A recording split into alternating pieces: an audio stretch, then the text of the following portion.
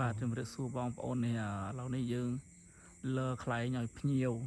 ខាងកំពង់ស្ពឺគេកក់ម៉ានថ្ងៃបងគេកក់ម៉ានថ្ងៃហើយប្រហែលជាតាំងពីមើលវាចូលមកទឹកហ្នឹងចូលខែពីហ្នឹងมันមកយកមានខ្យល់ហើយស្អែកខាងស្អែកគេមកយកទៅហ្នឹងហើយនេះបងប្អូនអត់ហ៊ានបោះខ្ពស់បងដាក់ទៀបឲ្យលើឲ្យភ្ញៀវណាអូហោះសារបងប្អូនអើយណាភ្ញៀវយកទៅរពេញចិត្តមកនេះបងប្អូនខាងកំពង់ស្ពឺតើនេះលេងបានទេណាខ្នាតម៉ាត់បងអាហ្នឹង1.8 ម៉ែត្រស្លាប់1.8 ម៉ែត្រទៅកម្ពស់វាពោះវាចូល2 ម៉ែត្រហ្នឹងនេះ2 ម៉ែត្រលើសតិចតួចកម្ពស់ចុះលក់ម៉ាត់អាហ្នឹងបងអាហ្នឹងលក់30រៀលអូរៀងធូរថ្លៃដែរខ្លែងស្អាតឡើងអាហ្នឹងបើយើងស្អែកពេលដាក់មកវិញញ៉ាំថតពេលថ្ងៃតិចឲ្យភ្ញៀវមើលហ្នឹងឲ្យបងប្អូនមើលលោកគាត់ចង់បានដែរយកកំងម៉ូតនឹងដូចគ្នាຂະຫນាតនឹងដូចគ្នាគាត់ដឹងតម្លៃស្រាប់ហ្នឹងហើយនេះ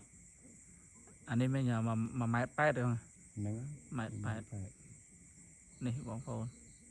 ហោះអេហ្មងចាំមើលស្អែក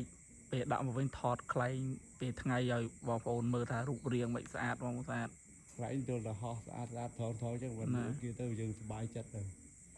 នេះបងប្អូនអាចចង់បានຂະຫນាតដឹងអីអាចប្រាប់បានបងប្អូនឲ្យចង់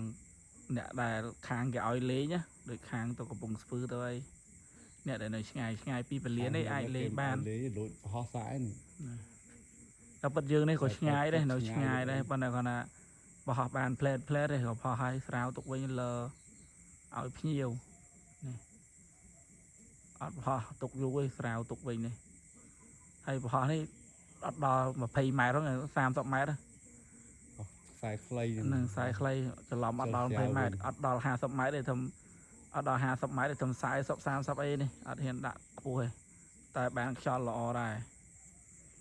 ចឹងបងប្អូនចង់បានអីចាំខមមិនខាងក្រោមទៅហើយចាំដាក់លេខទូរស័ព្ទប៉ុន្តែបញ្ជាក់បងប្អូនខ្លែងនេះគឺមានគេយកហើយតែអាចកំងຂະຫນាតនឹងបាន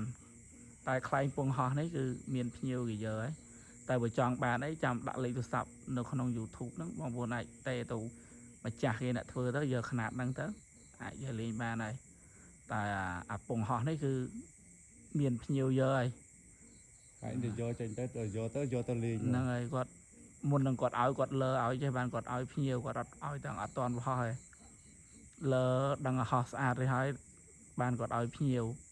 តែគេអ្នកយកពីមុនមកវាសរសើរថាយកទៅហោះស្អាតរហូតតែបញ្ជាក់ម្ដងទៀតកន្លែងនេះមានគេយកហើយតែអាចកំងបានយកຂະຫນាតនឹងបានដូចគ្នាបងប្អូនយកចឹងដូចគ្នាទៅខ្លែងយកដូចរៀងដូចគ្នានឹងហោះដូចគ្នាចឹងរៀងដូចគ្នាចឹងព្រោះទឹកដៃទៅអ្នកធ្វើតែមួយបងប្អូនហ្នឹងហើយជម្រាបលាបងប្អូនជួបគ្នាវីដេអូក្រោយហើយចង់បានអីខមមិនខាងក្រោមមកចាំដាក់លេខទូរស័ព្ទនៅក្នុងហ្នឹង